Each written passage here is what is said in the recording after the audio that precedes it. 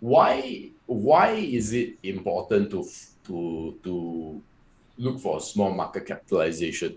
The answer is very simple, right? It's very easy to go from a 60 million business to a 600 million business. Not very easy, sorry, it's easier. But if you're already a $6 billion market cap business, and to go to 60 billion, that's very difficult. They have to usually be international brands, right? Big brands. And very few companies are like that in Malaysia, right? It's not easy for a Malaysian company to be global. AirAsia, to a certain extent, Petronas, these guys can do it. But for most companies, you cannot do it. If I talk to a lot of Malaysian investors, and they always prefer the US or China because of this international reach that Chinese companies and American companies will have, right? And that's quite a legitimate argument. But what I think a lot of Malaysians don't realize is that all the value, all the multi-bagger potentials are actually not in the what we call the large cap space. So your Googles, your Alphabet's equivalent, right? If you look at ours, that $1 billion range is always the Maybanks, the public banks, the Axiatas, the boring stuff that will never grow leaps and jumps. So if that's your focus, if that's what you think the Malaysian market is, then obviously you will never find multi-baggers. But they are all actually in the small cap space. So by and large, the lower the valuations or lower the PE, the better. Comparing it with the stock market average, just like ROIC, is also a pretty decent way. So let me show you, right?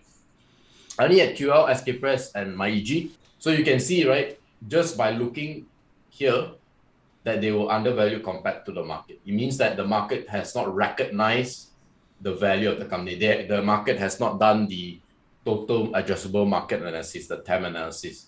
They have not done the moat analysis. They have not done the ROIC analysis. They have not done the skin in the game analysis. So that's why a lot of people couldn't see it back then.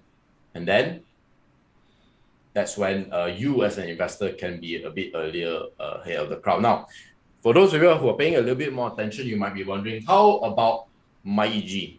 MyEG, most of the time, is above the KLCI average. So what about that? So my response is very simple.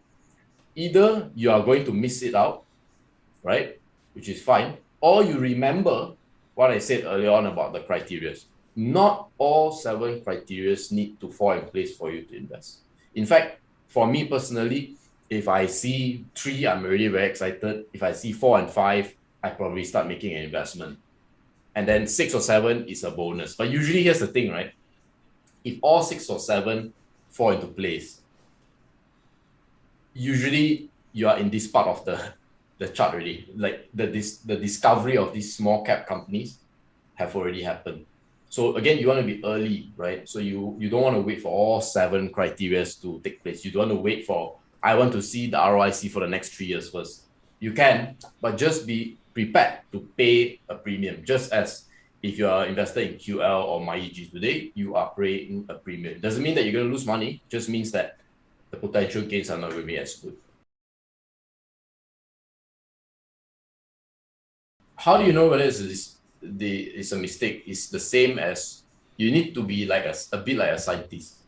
You must have what we call a hypothesis, right? So if you say, for example, the reason I buy X stock is because it has a moat, and then when you revisit that and you realize they don't have a moat, time to sell. You need to what we call validate or invalidate your hypothesis all the time. And you want to be always asking yourself, right? Is it true? Is it true?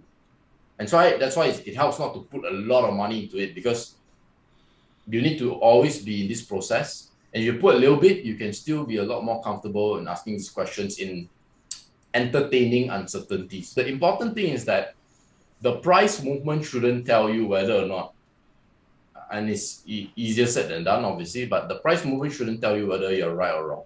What should tell you whether you're right or wrong is whether the facts that you analyze and how you analyze the thing is right or wrong.